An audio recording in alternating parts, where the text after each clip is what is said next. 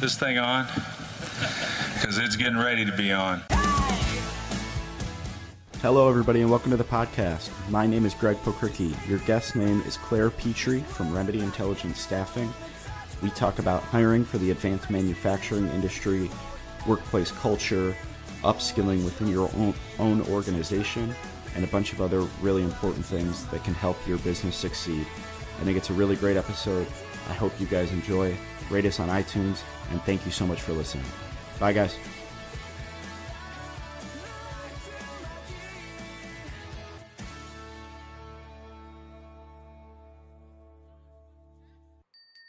So, tell us a bit about Remedy Staffing and what you guys do. Yeah, thanks for having us, Greg. So Remedy is a full-service employment agency specializing in manufacturing, and we do all positions from entry-level, more skilled, and professional level as well. Okay. So manufacturing is obviously a staple of the Buffalo Niagara economy. 66,000 people work in the advanced manufacturing industry, and unemployment in the region and across the nation is down to around 4%, which is making it harder to hire for a lot of people. Labor is kind of top of mind, and whenever we get a project in, that's the first question they ask us about is, am I going to be able to hire for the workforce that I'm bringing to the region? So I want to talk a bit about recruiting for the manufacturing industry specifically. What do you think is kind of the best recruiting source for manufacturing companies? Because I think it's somewhat specific to their industry compared to others. Yeah, that's a great question. So I think we definitely can't forget about the national job boards for sure. So I think a lot of candidates in manufacturing are still looking to Indeed, Career Builder, LinkedIn, things like that. But what's really great about being able to recruit in Buffalo is we have all of the partnerships with trade schools, refugee organizations like Journey's End, NIFIC, which is the Niagara Frontier Industry Education Council. They're working a lot with like high schoolers that are interested in maybe not that 4-year path, but trying to have them open their eyes to manufacturing positions. So there's a lot of local sources to tap into aside from the national job boards, but I think it's a combination of both. And then there's also the kind of the more in-person, like the job fairs and stuff. I know Moog recently had one. I think I read in the Buffalo News there was like 700 people that attended a job fair. How effective do you think those are for manufacturers? Yeah, I think you're right. Job fairs are definitely a big source as well. I think that kind of ties into the networking side as well. So that kind of having in-person connection with people is a great way to recruit. So yeah, I think companies do need to consider who their target audience is, what types of openings they have. Depending on that, they can decide on the timing when they want to host the career fairs, what times of year to target certain times of people, as well as considering evening or weekend openings to meet with their ideal candidates as well.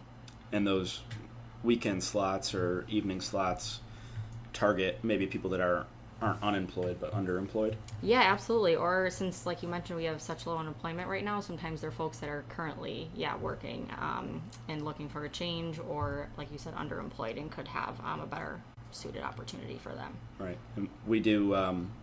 every 4 years, our organization does a labor market assessment, and I think in the most recent one, there was 132,000 people that self-describe themselves as underemployed. So that's a large pool to pull from, and the Wall Street Journal actually did a story partially about Buffalo's unemployment pool and that being a way to upskill and hire out of. So that is a good point. Yeah, I just wanted to mention too, going along those lines, I think if you're going to have a job fair as well, you just also have to consider what types of marketing channels you're going to use to get that out. Because I think that's a big thing too. A lot of job fairs happen without the networking or professional affiliation like relationships, so they don't attract as many people as they were looking for. So I think they're good tools as long as you can advertise them and market them through knowing the correct people or the right agencies to be spreading the word and things like that. So a snafu would be like just promoting it via social media and not going through those professional agencies? I think, social media is huge for sure. I think you should probably get good traction with that. But I think, if you're using your own personal networks as well, say like, an HR or American Staffing Association, things like that we're involved in, those kind of channels locally can help as well. Right. So I wanted to talk a bit about the workforce that we have in Buffalo, Niagara, we hear it anecdotally a lot that people are impressed by our workforce and kind of the blue-collar, hardworking, city of good neighbors. Yeah. But there are quantitative ways to tell that story as well through low turnover rates and stuff. So what do you guys see that makes our workforce either unique or just skilled and as a positive force to help companies? Yeah, I think the strengths of our workforce in Buffalo is definitely that Buffalo is a small community, very family oriented. So people are really hardworking. They have that roll up their sleeves attitude, and they generally want better for themselves and their family and their community. Right. And how do you guys differentiate between the hard skills and soft skills, and what makes Buffalonians stand out in the soft skills? Yeah, that's a great question, Greg. I think it's something that companies do need to consider for sure. In manufacturing, I think it's definitely easy to focus more on those hard, kind of hands-on types of skills, but we're seeing companies more and more looking for that dependability, reliability, loyalty, things like that. So I think companies will be better able to evaluate their talent if they're screening for both. And a company that's looking for some of those skill sets, you're someone that they can leverage to weed that out in the interview process? Yeah, absolutely. So we do a lot of behavioral-based interviewing and situational type questions depending on the level of the candidate. So we'll definitely want to probe into that more and kind of their work history, why they left certain positions, what they're looking for next, and why, kind of understand their motivations and who they are a little bit more too.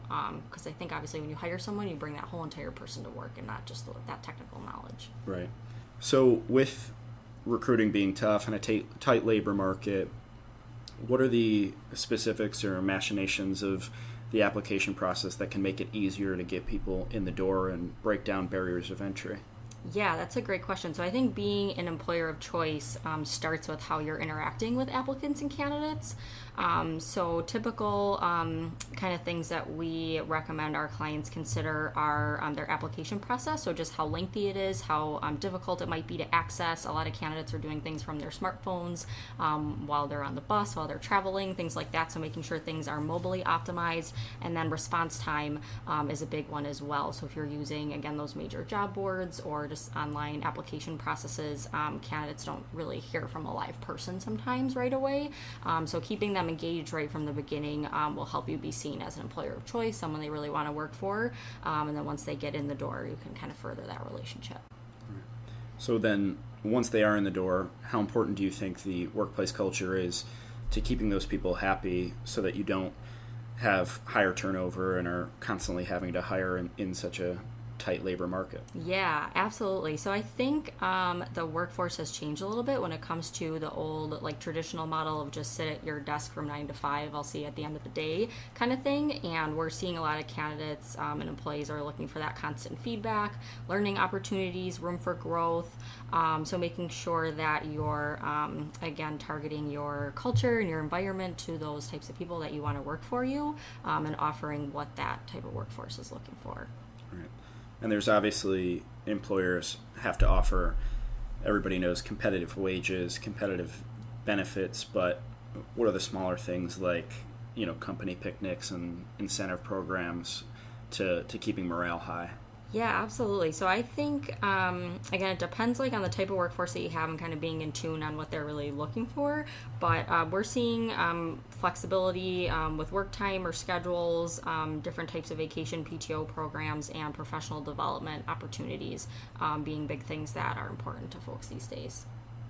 And it's not just employees don't really want or aren't drawn to an environment where it's punch in, punch out, and no communication or no care for anything outside of the workplace, right? Yeah, no, I love how you mentioned that. So yeah, definitely the constant feedback, the room for growth, and yeah, the competitive wages are important, but some people we've seen will consider the work environment and the flexibility of the vacation time over the pay rate sometimes too. So those are definitely important factors. Right. And as we go through more retirements and backfilling the workforce pipeline, do you see that trend continuing and going further? Absolutely. I think employers just need to be in touch with their workforce. We're seeing kind of new generations of employees really liking engagement with their employers. So, like you said, a lot of communication, and newer workforce has different priorities as well. So, I think, if employers are just in touch with their workforce and offer that communication and engagement, we're going to be seeing a lot more of that. So, the one thing we wanted to talk about is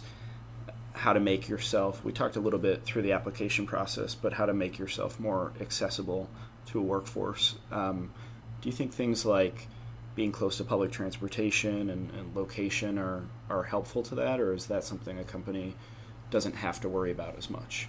I think that's a big consideration. So it definitely depends what type of company you are, what types of talent you're going to need, and what the demographics are of those people. So absolutely, depending on the work location, if it is public transportation accessible, will depend on if you're going to be able to get the talent that you need. Right. And we've seen multiple articles about the refugee population in Buffalo helping to stymie our population loss, but also backfill our manufacturing workforce pipeline.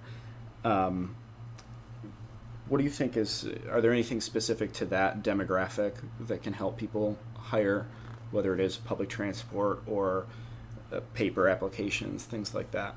That's a great question. So as an example, like Remedy serves as a partner to local community organizations that work with refugees, and we offer online as well as paper applications, as well as applications in up to 10 different languages. So I think it's being aware of your potential employees' needs, so you're able to hire them. So whether that might be transportation, language, training in different aspects. Some people don't learn best watching videos. They want to do hands-on, things like that. So just being aware of the population and what you would need to offer.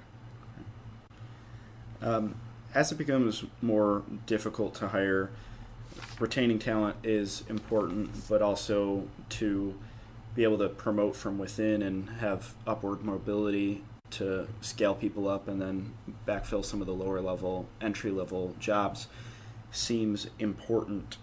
How do you build a culture where that kind of ambition, I guess, is fostered for people?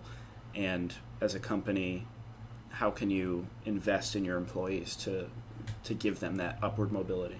So employers definitely need to invest in their staff in order to keep them. So there are a lot of opportunities out there right now, as you mentioned. So it's really a candidate market. They have a lot of options to choose from right now. So having a culture of rewards and recognition and upward mobility helps people obviously to feel valued and connected to your organization, so they don't feel that need to look elsewhere. And I love that famous quote you've probably heard, what if we train them and they leave? What if we don't train them and they stay? So I love that. And I think people are afraid to provide that training because they think they'll leave. But if you want to take your business to the next level, your talent is that primary asset. So you have to invest in them to grow. So we recently hosted a tour of the new Northland Workforce Training Center. For those that don't know, it's a workforce training center for the advanced manufacturing and energy industries on the east side of Buffalo. They're hoping to train 300 to 400 graduates per year in those industries. Was that your first time at the center? Yeah, it was. Okay. It was great. And how big of an asset do you think that is for our advanced manufacturing workforce pipeline and our region in general? I think it's a huge asset. So I love that Buffalo is being progressive to fill a need in our community. So obviously it's for the businesses that are here, but also for that revitalization of that piece of the Buffalo community as well. So I think obviously we don't want businesses to move elsewhere or automate because we don't have the talent. So it's great that we're creating that here and providing more skills and jobs as well. Great. Well, thank you very much for coming to the tour. Thank you very much for being on the podcast. Before I let you go, we have a couple Blizzard round questions. Quick, hard-hitting, journalistic questions. If you were a flavor of ice cream, what would you be? Cotton candy. Book or TV show that you'd recommend? This one always stumps people. Well, I know what I want to say, but it's not like relevant to the podcast. That's fine. Okay. Nobody ever says something relevant. Okay. Okay, good. I'm good then. Book or TV show? HR from the Heart by Libby Sartain. Okay. Text or phone call? Text. Bills or Sabres? Sabres. Hiking or skiing? Skiing, but neither. I'm very clumsy. I'm not clumsy, but I don't do it either. And last question, chicken wings, drumstick or flat? Flats, all the way. All right, I'm a drumstick guy. We can split 10. Sounds good. Thank you very much. Bell Ringer is a podcast by Invest Buffalo Niagara, the region's privately funded, nonprofit marketing and economic development organization. Please rate this podcast, follow our social media channels, and read our blog at buffaloniagara.org for the best of Buffalo Niagara. Come grow your business with us.